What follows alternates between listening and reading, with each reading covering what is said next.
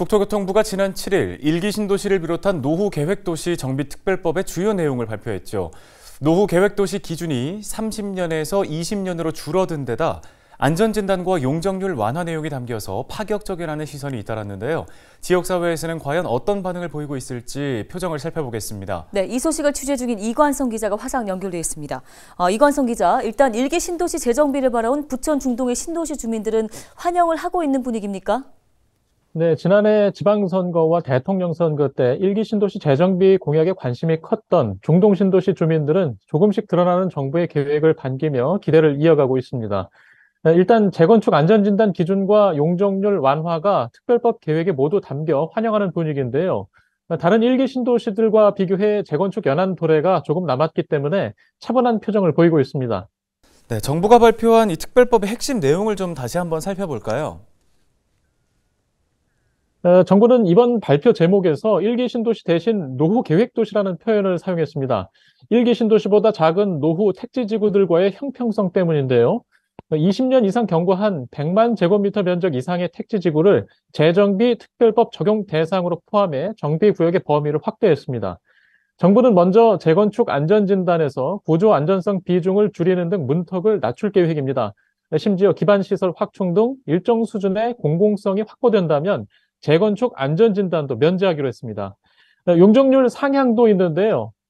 2종 일반 주거지역을 3종 일반 주거지역이나 준주거지역 수준으로 상향하면 용적률이 300%까지 높아지고 또 역세권 등 일부 지역은 500%까지 용적률을 적용해 고층 건물을 지을 수 있게 할 계획입니다.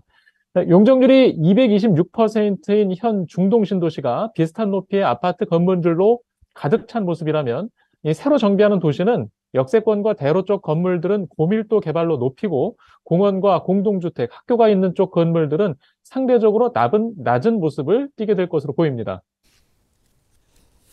네, 앞선 이야기는 대부분 재건축을 통한 정비 계획으로 보이는데요.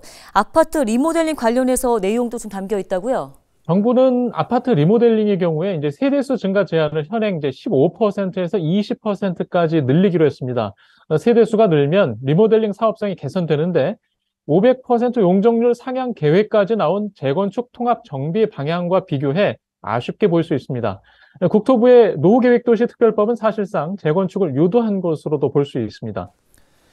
네, 부천 중동에는 아파트 리모델링 사업을 준비하거나 추진하는 주민들도 있잖아요. 이번에 이 특별법 때문에 좀 마음을 바꿀 수도 있는 건 아닌가요?